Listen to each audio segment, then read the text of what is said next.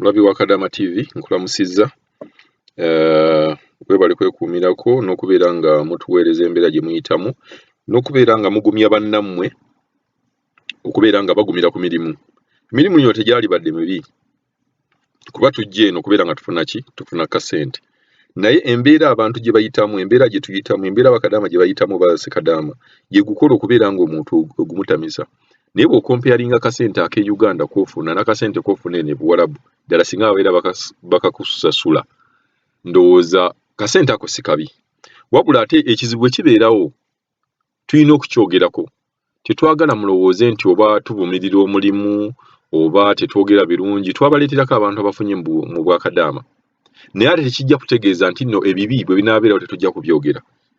Nze nga bwe ngamba nti registration eno gye bagamba nti bagenda ku registaringa abaana bagenda okukomawo e Uganda, process gye bakozeemu mbi.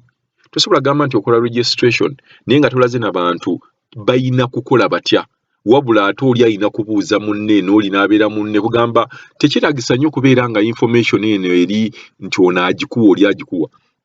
Muveeyo mujje Kadama TV kuba bakadaama bonna babeerako, mutubuulire omuntu alina ku registaringa atya. Kuba buli muntu ajja kubeera afuna information. Abaana abasinga balina wifi naye ate tebamanyi kugenda mu eyo ngeri gye banaafunamu ssimu ya embassy, n'essimu ya embassy nebeera nga yakunoonya bunoonya. Muveeyo mutuwe information nga ffe abakadaama TV tugiteekeko, buli muntu yenna agifune. Naye nga kye mulina okumanya, bakadaama abasinga bakozesa WhatsApp. Bakozesa WhatsApp, ndaba mwali badde mubateerawo omutendera ogw'okubeera nga babatuukako mu bwangu nga bakozesa WhatsApp, n'omuntu ne wabeera mu buzibu. Mutaddewo nti abantu balina okubeera nga balina okubeera passport, sukuma passport namba yo, gikuba ekifaananyi, tubuulire obeera luddawa, address ki, ebintu ebingingi bwe bityo. Nze ngamba kino kibeera complicating process. Passport gy'osaba Kadaama yennyini tagiyina. Passport bakama baawe bazibajjako. Kati agenda owa mukama waawe musabe passport ngenda kuddayo, agenda kutandika mu treatinga bubi. Nze ndabira ddala nti ekintu kino kye mukola, mugende mulyango ku mulyango buli Kadaama gye mumanyi nti no Kadaama akola, mugende mu offices babawe abaana bwe bati ne bwe batwa ba distributinga mu nnyumba bwezi ne bwezi, mugende mu nnyumba ezo. Mugende mu nnyumba ezo mubeere nga mukonkona mulyango ku mulyango. Mufune manpower. Kuba kati ennaku zino abantu nga gye bali mu lockdown waliyo bassekadaama bangi abatakola. Mwongere mubawe emirimu babeere nga mugenda mulyango ku mulyango mufune Kadaama muyambe bakadaama. Waliwo abaana abalwadde nga bali eyo. Nabaweereza omwana omulwadde ali bubi nnyo naye tewali muntu avaayo muyamba. Ate baagala mutwala wantu walala. So ekintu kino mukyongeremu amaanyi. Passport number obuuza otya omuntu passport number gy'atalina. Gikuba ekifaananyi kiweeze n'akikuba nti abamu oluusi tebalina n'amasimu. Agenda kikubisa ki? Bosi we yamuggyako essimu. Kati what do you expect? Agenda ku registaringa ati atalina na internet wa registaringira. Ebintu mubitadde nti baregistaringe ku internet. Bagenda kikola batya? Naye mugende gye bali. Mugende gye bali mubayambe. Bwe munaagenda gye bali mufunangayo n'obudde ne mugenda ne mubakyalirako. Sigamba nti bonna buli muntu alina access ey'okujja kwembasa. Abantu abalina access okujja kwembasa be bano be nagenda kulowa mu supermarkets oba nkolanga ku security, naye omuntu ali mu maka mugende eyo mubeere nga mubakyalirako.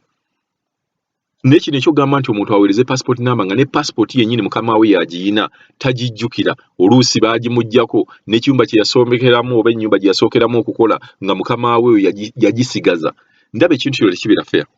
Kankuteereko voice note y'omukyalo ono owulire naye kikyagamba ku kintu kino ekya passport ne registration.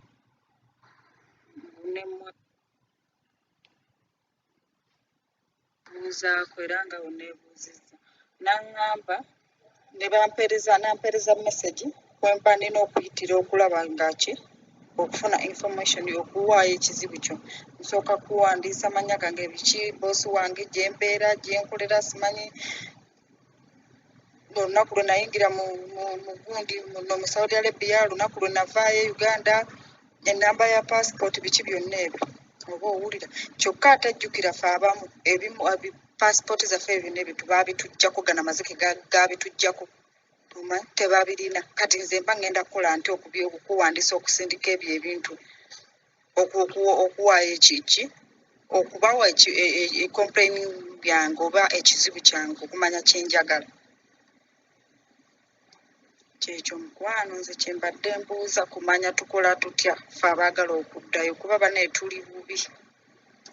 Bateekawo tuwuliza ebintu ebukakkali bye tutasobola nakusobola abamu kutuukiriza kuba n'abamu babosi betulimu kwegamba zino ngajja bazennyini tezirina buyambi bwe busobola tufunira obagamba tebafaayo kuba nze naagala dda kuddayo mu gwakubiri era nga bakimanyi nze n'okutuuka okubagamba okuddayo okubagamba okugenda namala kubika mwana wange ne mbagamba omwana wange afudde kaniyo magini nabika mwana wange nga mpulira bano abantu bantuse ne ngamba ze nkozeyo lirya ne zimmala kanzire ewaka nga mpulira bintuse nze omugongo salaaleyo kuti gunnuma omugongo gunnuma naye sina kyakola wookola emirimu emitifu nowulira ng'ofa bannaaki omuwalabu si mmere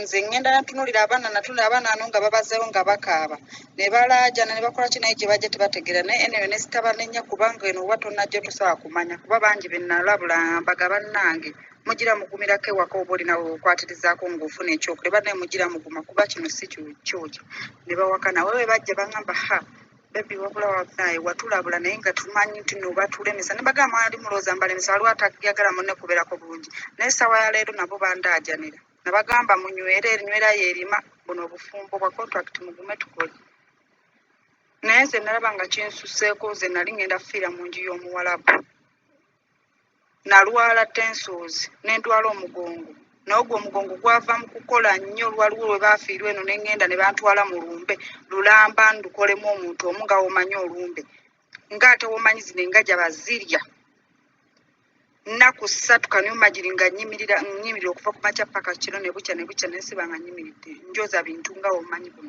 kulya kw'abano abantu we najja obulwadde ngenda ovaayo ne tensozi ne zinkwata nze zimpisa buli kuba embeera e Uganda bantwala ne ku macupa oba owulira naye we navaayo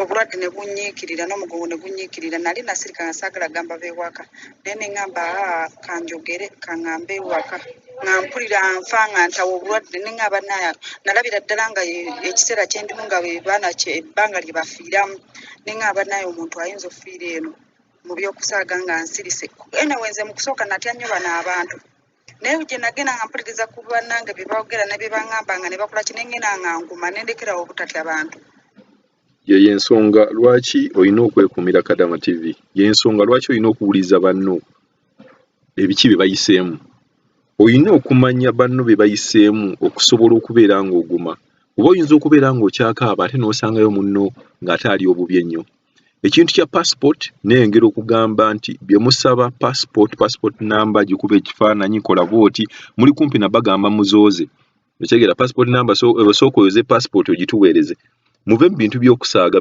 kino ekintu tekiri mu kusaaga n'omulundi n'ogumu bwe mbeera mwewaddeyo okuyamba bakadaama mugende gye bali naye muve ku bino ntuweereze passport number yo gikuba ekifaananyi simanyi wano wasooka wajja otya okole ki bino ebyokugamba wajja otya bulijjo mukwata ssente ezo nga bazikuma e Uganda ne muzitema n'omusolo so wajja otya mu mbeera eno si ye point eri nti abantu abali mu buzibu mubayambe badde e Uganda biwajja otya byakoze bitya waliwa gwani mujja bibuuza ng'abaana bamaze okutuuka ku butaka